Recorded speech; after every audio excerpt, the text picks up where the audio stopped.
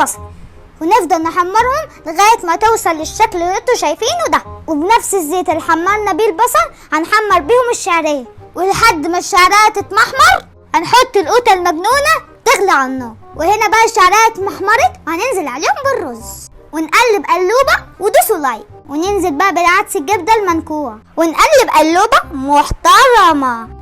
وننزل بقى بكيس مكرونة بتاعة التموين الجامدة. لما تروحوا بقى عند بتاع التموين هتقولوا له عايزين مكرونة مرمرية. ونجيب بقى المكرونة الاسباجيتي ونكسرها 3 مرات.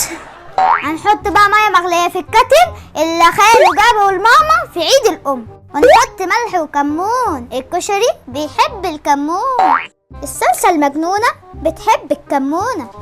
خدوا بالكم ما تزودوش المية عليها. حطوا بقى لايك وهنعمل الدقة. هنحط بقى التوم والكزبرة على النار